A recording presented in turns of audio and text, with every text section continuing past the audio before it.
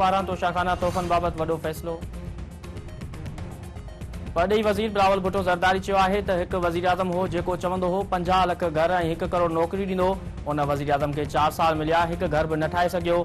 नौकरियूं ऐं घरनि जो वाइदो कंदड़नि अवाम खे मायूस कयो। पीपल्स पार्टी अवाम सां जेको वाइदो कयो उहो पूरो करे ॾेखारियो। बोर्ड मुतासिरनि खे ज़मीन ऐं घर ठहिराए ॾिना वेंदा। बोर्ड सबबि सिंध सूबो वधीक मुतासिर थियो। सिंध जो अवाम महिनत सां ईंदड़ नस्लनि जी तक़दीर तब्दील करे सघे थो।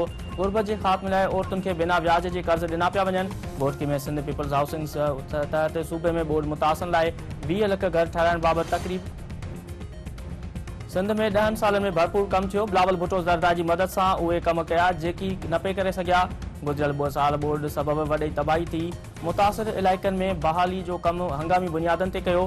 कणक जी बहितर इमदादी क़ीमत सबबि रिकॉर्ड पैदावार थी। पीपल्स पार्टी चेयरमैन जी कोशिशुनि सां आलमी बिरादरी मुतासिरनि जी मदद कई। मुतासिर इलाइक़नि में बुनियादी ढांचे जी तामीर लाइ रक़म रखी वई। वफ़ा खां घोटकी में रोडनि जी तामीर लाइ अरबे रुपया मंज़ूर कराया। वॾो वज़ीर सैयद मुराद अली शाह। इत्तेहादी हुकूमत जो अॼु आख़िरी ॾींहुं। निगरान वज़ीर आज़म केरु थींदो, नाले जो अञा ताईं फ़ैसिलो न थी सघियो। वज़ीर आज़म शहबाज शरीफ़ ऐं मुख़ालिफ़ धुर जे अॻवान राजा रियाज़ में मुलाक़ात ॿीहर मुलतवी। मुख़ालिफ़ धुर जो अॻवान मसरूफ़ियत सबबि अॼु ॿीहर मुलाक़ात न करे सघियो। निगरान वज़ीर आज़म जी मुक़ररी बाबति सलाह मशवरे लाइ वज़ीर आज़म ऐं राजा रियाज़ में मुलाक़ात तइ हुई।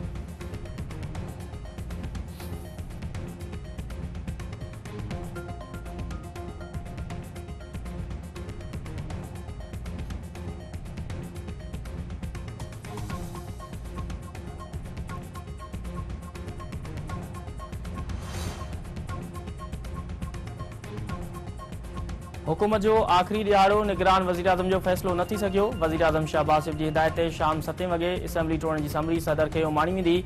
वज़ीर आज़म जी समरी बाद फौरी असेंबली टोड़ण या न टोड़ण सदर जो सवाबदाद हूंदो।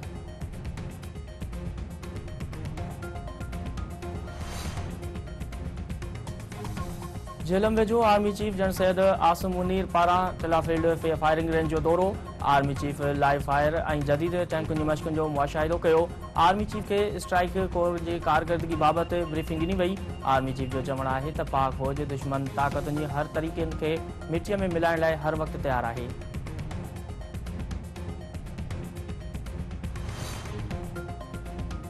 सेनेट पैमरा तरमीमी बिल 2023 ईस्वी मंज़ूर करे छॾियो। सुद समावारी वफ़ाक़ी वज़ीर मरियम औरंगज़ेब पैमरा तरमीमी बिल ऐवान में पेश कयो।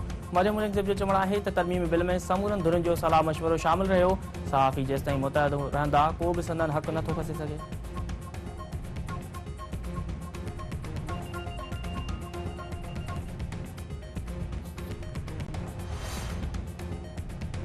पार्लियामेंट जो गॾियल इजलास थी रहियो आहे। ॿ नुकाती एजेंडा जारी। वज़ीर आज़म शहबाज शरीफ़ जे अलविदाई ख़िताब जो बि इम्कान।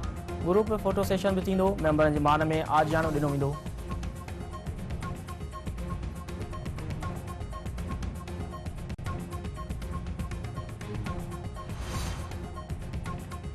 अमरीकी परॾेही खाते जे तर्जुमान चयो आहे त पाकिस्तानी सियासत जो फ़ैसिलो पाकिस्तानी अवाम खे पंहिंजे आइन ऐं कानून मूजिबि करणो आहे।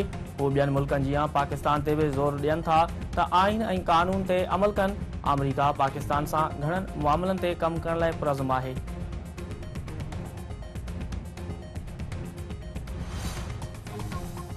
हुकूमत इक़्तिदार संभालण बाद मुआशी बहाली लाइ सख़्त फ़ैसिला कया। मुआशी बहाली ऐं रोड मैप सबबि सीड़पकार ॿीहर अचणु शुरू थी विया। जदीद टेक्नोलॉजी में गुरबल अॻिराई तमामु ज़रूरी आहे। तहक़ीक़ जे शोबे में नौजवाननि खे वधि खां वधि सहूलियतूं ऐं मौक़िया फराहम करे रहिया आहियूं। नौजवान टेक्नोलॉजी जे मैदान में मुल्क जो नालो रोशन कंदा। आबादी में इज़ाफ़े जी शरह तमामु घणी वधी वई आहे जेका हिकु चैलेंज आहे। वफ़ाक़ी वज़ीर अहसन इक़बाल। सिंध हाई कोर्ट में आमदनी खां वधीक मिल्कियत ठाहिण ऐं इख़्तियारनि जी नाजाइज़ इस्तेमाल बाबति रेफरेंस जी ॿुधणी।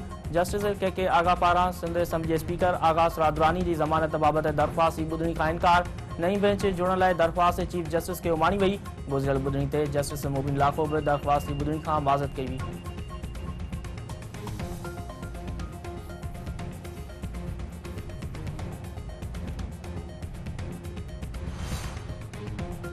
मदे जी वेझो कलोड़ा जुणे जा तकरार ॿीहर शुरू। फायरिंग तां 7 ॼणा मारिजी विया।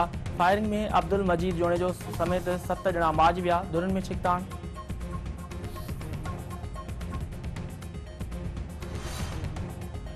कश्मीर में मोटरसाइकिल सवार हथियारबंदनि जी फायरिंग नौजवान मारिजी वियो। मक़तूल शाहनवाज़ शहजवारसन ऐं शहर बिरादरी पारां डेरा मोड़ वटि लाश रखी एहतिजाजी मुज़ाहिरो ऐं धरणो। रोड ब्लॉक थियण सबबि मुख़्तलिफ़ शहरनि ॾांहुं ईंदड़ वेंदड़ ट्रैफ़िक मुअतल, मुसाफ़िर परेशान। खैरपुर पुलिस पारां अहमदपुर जे सहाफ़ी असगर खान जे कातिल खे गिरफ़्तार करण जी दावा। पुलिस जो चवणु आहे त दरगाह पीर शहबाज़ी भरिसां छापो हणी जवाबदार अली गुल खंड खे गिरफ़्तार कयो। जवाबदार ॿुधायो त असगर खंड 1998 ईस्वी में संदसि वालिद मीर मोहम्मद खंड खे क़त्ल कयो हो। बदिलो वठण लाइ पिस्टल जा फायर करे असगर खंड खे क़त्ल कयो आहे। दोदापुर वेझो लाल शहबाज़ शाख खे 2 हंधनि तां घारा, फसल पाणी हेठि। ॻोठ नवाज़ मक्सी ऐं रहीम बख़्श बिरोई वटां 15-15 फुटनि जा घारा बंदि न थियण पाणी ॻोठनि तरफ़ वधणु लॻो। दोस्तपुर वेझो ॻोठ तेगो में BS फीडर जे लोप बंद खे 20 फुट घारो, फसल पाणी हेठि बंद खे घारो पवण सबबि पाणी ॻोठनि तरफ़ वधणु लॻो। खानपुर वेझो गुडू बैरेज खे 35 फुट घारो, फसल पाणी हेठि ॻोठ ॿुॾण जो ख़तरो।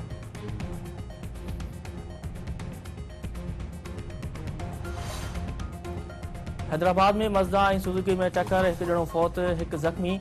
जैकबाबाद में कार ऐं मोटरसाइकिल में टक्कर, औरत फौत, संदसि मुड़ुसु ऐं नुंहुं ज़ख़्मी। पुलिस झटपट वासी बाबल खे गिरफ़्तार करे कार खे तहवील में वठी छॾियो। ओस्मान शाह वेझो रोड हादसे में ज़ख़्मी थियल अलह जुड़ियो मीरजत इस्पताल में फौत।